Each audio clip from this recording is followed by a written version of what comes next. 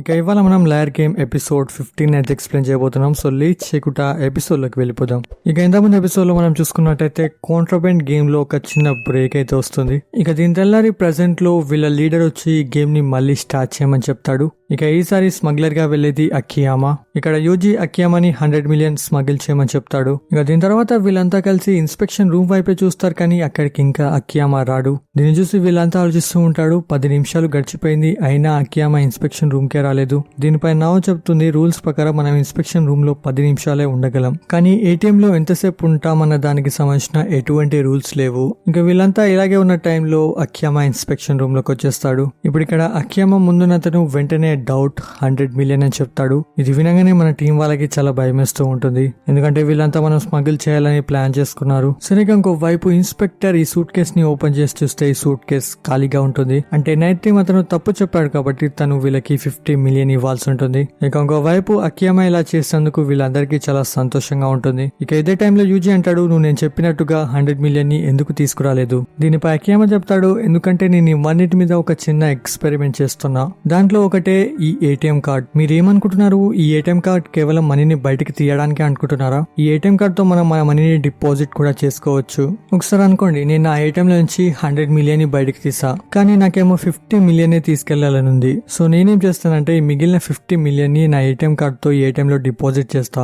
ఇంకా అకియామా అడుగుతాడు, నాకు ఈ విషయాన్ని చెప్పండి, మనం ఏటీఎం లో నుంచి ఎంత మనీని తీయగలం? దీనిపై వీళ్ళంతా అంటారు 100 మిలియన్. దీనిపై అకియామా అంటాడు, కాదు, అది కేవలం సూట్ కేస్ యొక్క లిమిట్. మనం మన ఏటీఎం నుంచి ఎంత మనీ తీయాలనే విషయం మీద ఎటువంటి లిమిట్స్ లేవు. మనం దాంట్లో నుంచి మనకి ఇష్టం వచ్చినంత మనీని బయటకు తీయగలం, కానీ మనం ఈ మనీని ఇన్స్పెక్షన్ రూమ్ లోకి తీసుకురాలేం. ఇంకా అకియామా చెప్తాడు, మనం మన టీమ్ లో ఉన్న ఎవరి ఏటీఎం కార్డ్ నైనా యూజ్ చేయగలం. ఇంకా తను ఇక్కడ నవ్ యొక్క ఏటీఎం కార్డ్ ని యూజ్ చేస్తుంటాడు. అంటే ఇప్పుడు అకియామా గెలిచిన 50 మిలియన్ ఏదైతే ఉందో అది ఇప్పుడు నావ్ దగ్గరికి వెళ్ళిపోతాయి, ఎందుకంటే అకియామా యూజ్ చేసింది నావ్ ఏటీఎం కార్డ్ కాబట్టి. ఇంకా తను చెప్తాడు, నేను ఈ విషయం కూడా తెలుసుకోవాలని అనుకున్నా.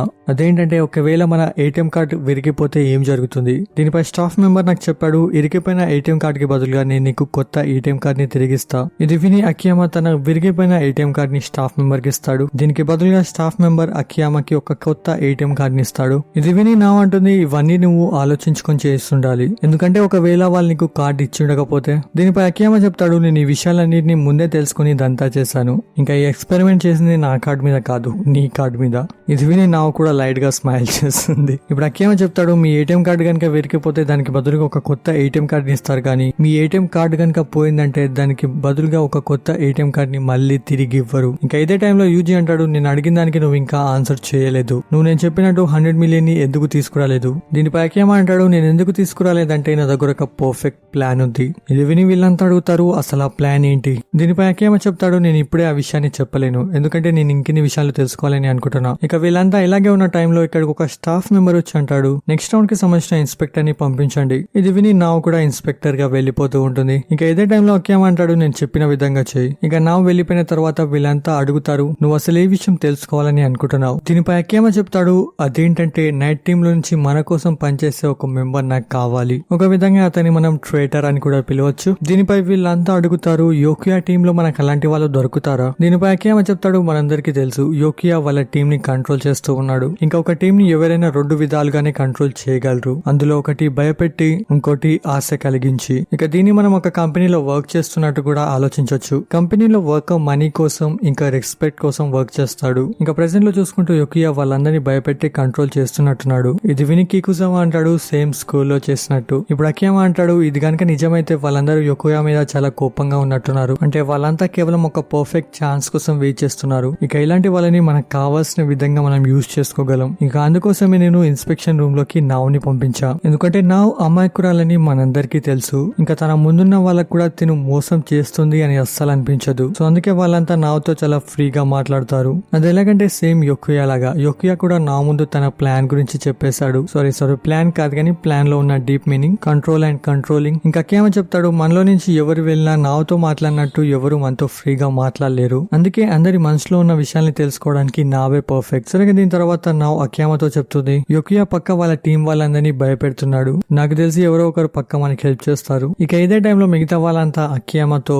నెక్స్ట్ ప్లాన్ గురించి అడుగుతూ ఉంటారు. దీనిపై అకియామా చెప్తాడు, ప్లాన్ ఏంటంటే ఏ కంట్రీలో ఉన్న మనీని తీసుకొచ్చి మన కంట్రీలో ఉన్న ఏటీఎం లో వెయ్యాలి. ఒక విధంగా మనం నిజంగానే మనీని స్మగ్గిల్ చేయబోతున్నాం. ఇది విని వీళ్ళంతా షాక్ అవుతారు. ఇప్పుడు అకియామా చెప్తాడు, నైట్ కంట్రీలో మనకి సంబంధించిన 2.3 బిలియన్ కి సంబంధించిన మనీ ఉన్నాయి. సో ఇప్పుడు మనం ఏం చేయాలంటే మనలో ఉన్న ఒక అతను మనందరికి సంబంధించిన ఏటీఎం కార్డ్స్ ని తీసుకుని మనందరికి సంబంధించిన మనీని విత్డ్రా చేసి అక్కడ పెట్టాలి. దీని తర్వాత మనకి సంబంధించిన ట్రేడర్ అక్కడ ఉన్న మనీని మన కంట్రీకి సంబంధించిన ఏటీఎం లో డిపాజిట్ చేయాలి. ఇక ఇలా మనం చేయడం వల్ల నైట్ కంట్రీ ఏటీఎం లో మనీయే ఉండదు. ఇక దీని వల్ల రౌండ్స్ అన్ని అయిపోయినా అయిపోకపోయినా మనం మనీని ఎక్కువ సంపాదించకపోయినా మనం ఈ గేమ్ లో గెలిచేస్తాం.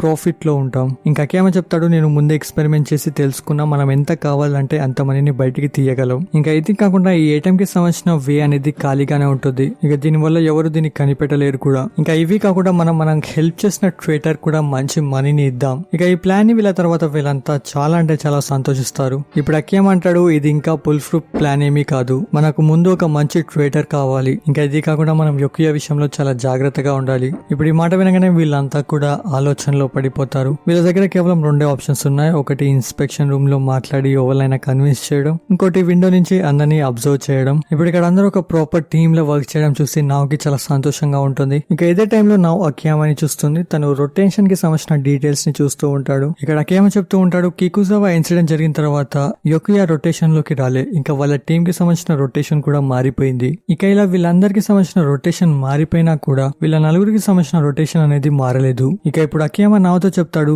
నువ్వు వెళ్లి ఈడా ఇంకా కోసుకేతో వాళ్ళ నలుగురి మధ్యలో జరిగిన కాన్వర్జేషన్ గురించి అడుగు. ఇది విని నావ్ కూడా వాళ్ళని అడగడానికి ఇక్కడి నుంచి అయితే వెళ్లిపోతుంది. ఇంకోవైపు ఈ లీడర్స్ ఆలోచిస్తూ ఉంటారు, అకియామా ప్లాన్ బాగానే ఉంది, కాకపోతే దీన్ని తొందరగా ఇంప్లిమెంట్ చేస్తే ఇంకా బాగుంటుంది. ఇక ఇంకోవైపు కోసుకే ఇంకా ఈడా సీక్రెట్ గా మాట్లాడుకుంటూ ఉంటారు. ఇక ఇదే టైంలో నావ్ ఇక్కడికి వస్తుంది. నావ్ని చూడగానే వీళ్ళిద్దరు ఎందుకో భయపడతారు. ఇప్పుడు నావ్ వీళ్ళిద్దరితో వాళ్ళిద్దరి మధ్యలో జరిగిన కాన్వర్జేషన్ గురించి అయితే అడుగుతుంది. దీనిపై కోసుకే చెప్తాడు, మేము పెద్దగా ఏమీ మాట్లాడుకోలేదు. దీనిపై నావ్ చెప్తుంది, ఇలా అడగమని అకియామా నాకు చెప్పాడు. ఇది విని కోసుకే షాక్ అవుతాడు. ఇప్పుడు కోసుకే అంటాడు, అలాగైతే సరే, ఈ విషయాన్ని ఎవరికి చెప్పనని నాకు ప్రామిస్ చేయి. దీనికి నావ్ కూడా సరే అని చెప్తుంది. ఇప్పుడు కోసుకే అంటాడు, అదేంటంటే ఏటీఎం లో ఇప్పుడు 2.3 బిలియన్ కాదు 2.9 బిలియన్ మనీ ఉన్నాయి. ఇది విని నావ్కి ఏమీ అర్థం కాదు. ఇప్పుడు కోసుకే వాళ్ళ మధ్యలో జరిగిన కాన్వర్జేషన్ గురించి చెప్తాడు. ఇక్కడ కోసుకే ఇన్స్పెక్షన్ రూమ్ లో ఉన్నప్పుడు తన దగ్గరికి లాంగ్ హెయిర్ తో ఒక అతను వస్తాడు. ఇక్కడ తను అంటూ ఉంటాడు, మీ టీం కి సంబంధించిన రొటేషన్ గురించి తెలిసిపోయింది. మీ నెక్స్ట్ ఇన్స్పెక్టర్ గా లావ్ గా ఉన్న అతనే రాబోతున్నాడు కదా.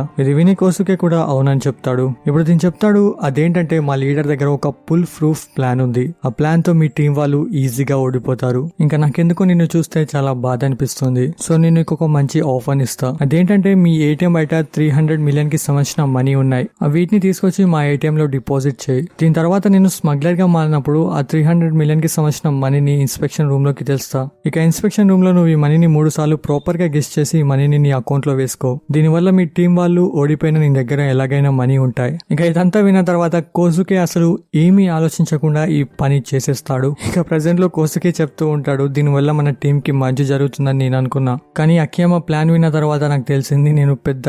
ఇప్పుడు నావంటుంది, నువ్వు ఏటీఎం లో 300 మిలియన్ డిపాజిట్ చేసినా అవి 2.6 బిలియన్ అవుతాయి కదా. ఇక ఇదే టైంలో ఈడా ముందుకు వచ్చి అంటాడు, నేను కూడా 300 మిలియన్ డిపాజిట్ చేశాను. ఇక ఇదే టైంలో యూజీ వెంటనే ఇక్కడికి వచ్చి తినకు ఒక మంచి పంచ్ అయితే ఇస్తాడు.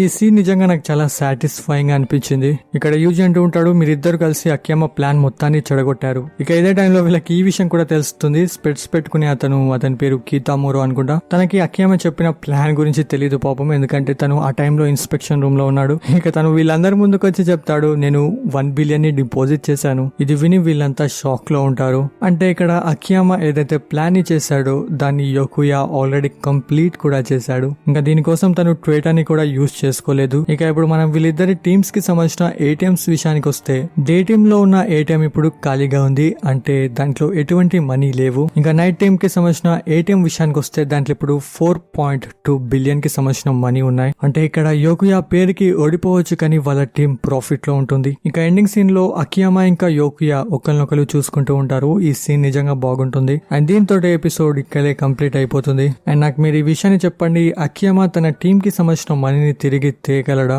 ఇక ఈ విషయాలన్నీ మనం నెక్స్ట్ ఎపిసోడ్ లో చూద్దాం. ఇక వెళ్లే ముందు ఈ వీడియోకి లైక్ చేయడం మర్చిపోకండి. ఛానల్ కూడా సబ్స్క్రైబ్ చేసుకోండి. బాయ్. సారీ ఇన్ని రోజులు కొంచెం బిజీగా ఉండి ఎవరి కమెంట్స్ ని రిప్లై చేయలేదు, ఇంకా కమెంట్స్ కూడా చూడలేదు. సో ఈ రోజుగా కమెంట్స్ కి రిప్లై ఇస్తా. Thank you. బాయ్.